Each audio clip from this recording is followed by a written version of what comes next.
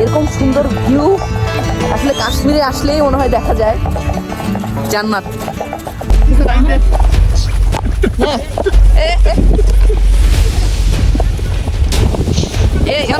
ধরো ধরো। ও মাই গড, যাও যাও যাও ভাইয়া। ভাইসরাং ভ্যালিতে আমরা পৌঁছে গেছি। সামনে গেটটা দেখা যাচ্ছে। সব ঘোড়াগুলো কিন্তু এখানে এসে খাবে। ওয়াও, ও গড। এই ছাগলের নাম নাকি রাজা। রাজার সাথে রানী ছবি তুলছে। সুন্দর। ঠিক আছে, জীবনে স্বর্গে যাব কি যাব না সেটা তো জানি না, কিন্তু পৃথিবীর স্বর্গটা একবার হইলেও মানুষের দেখতে আসা উচিত এবং এই কাশ্মীরে আসলে একবার হলেও পা রাখা উচিত। কিডা ঈশ্বর কি বানাইছে? গাইস, আমরা আরু ভ্যালি পৌঁছে গেছি এবং এখানে এসে যেটা দেখলাম সেটা আসলে ভাষায় প্রকাশ করার মতো না। স্নোম্যান কে যেন বানিয়েছে। বাহ, কানও আছে, অসাধারণ।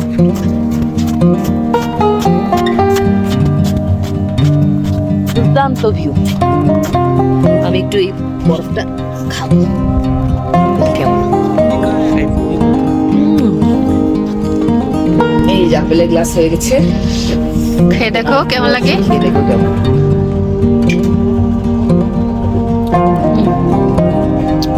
খুব মজা।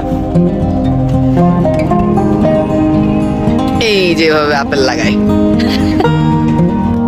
14,000 ফিট উপরে গুলমার্গের এই হচ্ছে view. Hi, we did it. এটা ডেফিনেটলি মানুষের পা না।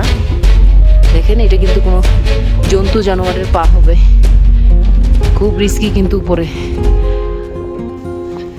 গাইস, আপনারা দেখতেই পাচ্ছেন সোনমার্গে স্নোফল হচ্ছে এবং আমরা যেখানেই যাচ্ছি সেখানে কিন্তু স্নোফল পাচ্ছি।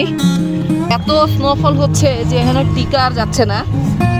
আমাদের হাত পা জমে গেছে, মুখটাও জমে গেছে, আমরা কথাই বলতে পারছি না। আমরা এখন চলে যাব।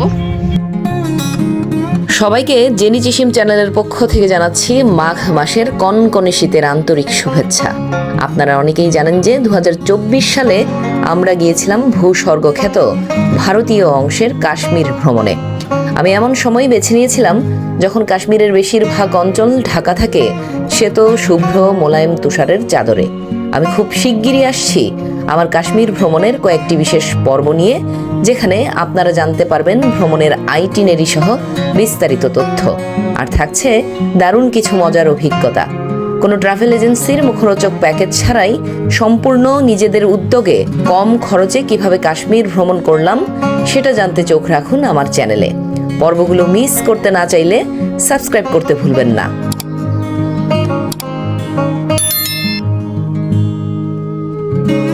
জেনি চিসিম নামের আমার ফেসবুক পেজে লাইক দিয়ে আমার সাথেই থাকুন। ধন্যবাদ সকলকে।